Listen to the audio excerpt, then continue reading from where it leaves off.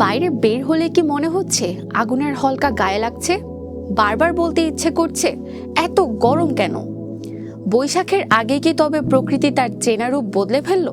ঢাকা সহ দেশের ১৯টি জেলার তাপমাত্রা কোথাও ৩৬ ডিগ্রি, কোথাও আবার ৩৯ ডিগ্রি ছাড়িয়ে যাচ্ছে।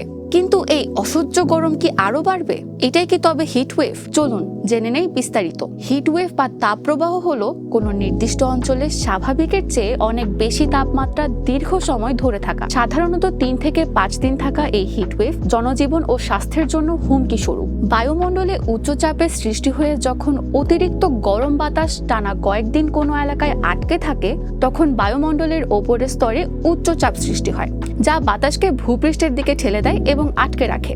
ফলে তাপমাত্রা চরমভাবে বৃদ্ধি পায়। বাংলাদেশে সাধারণত চৈত্র বৈশাখ মাসে এটি প্রবল আকার ধারণ করে।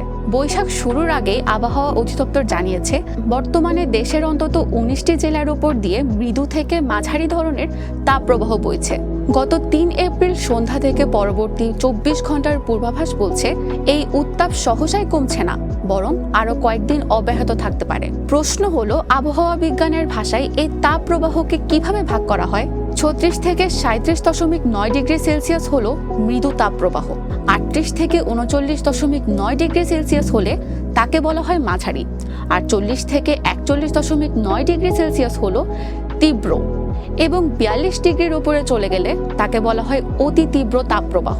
গতকালের হিসাব বলছে, ঢাকা, রাঙামাটি ও বরিশাল সহ বেশ কয়েকটি জেলায় মৃদু তাপপ্রবাহ ছিল। তবে রাজশাহী, পাবনা, চুয়াডাঙ্গা ও কুষ্টিয়ার উপর দিয়ে বয়ে গেছে মাঝারি তাপপ্রবাহ। এর মধ্যে দেশের সর্বোচ্চ তাপমাত্রা রেকর্ড করা হয়েছে চুয়াডাঙ্গায়, যা কিনা ছিল ৩৯.৭ ডিগ্রি সেলসিয়াস। অন্যদিকে দেশের সর্বনিম্ন তাপমাত্রা ছিল পঞ্চগড়ের তেঁতুলিয়ায়, মাত্র ১৯.৭ ডিগ্রি। গরমের এই হাঁসফাঁসের মাঝে স্বস্তির খবর কেবল একটি, সিলেট বিভাগ।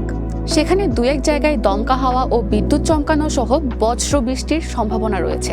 গত ২৪ ঘন্টায় সিলেটে সর্বোচ্চ ৫৯ মিলিমিটার বৃষ্টি রেকর্ড করা হয়েছে। তবে দেশের বাকি অংশে আকাশ আংশিক মেঘলা থাকলেও আবহাওয়া প্রধানত শুষ্ক থাকবে। বর্তমানে লঘুচাপের বর্ধিতাংশ পশ্চিমবঙ্গ ও তৎসংলগ্ন এলাকায় অবস্থান করছে, এবং মৌসুমের স্বাভাবিক লঘুচাপ রয়েছে দক্ষিণ বঙ্গোপসাগরে, যার ফলে দিনের তাপমাত্রা অপরিবর্তিত থাকলেও রাতের তাপমাত্রা সামান্য বাড়তে পারে। এরকম আরও নানা তথ্যবহুল বিশ্লেষণ জানতে ভিজিট করুন ঢাকাস্ট্রিম.net, ফলো করুন ঢাকাস্ট্রিম ফেসবুক পেজ এবং সাবস্ক্রাইব করুন ঢাকাস্ট্রিম ইউটিউব চ্যানেলে।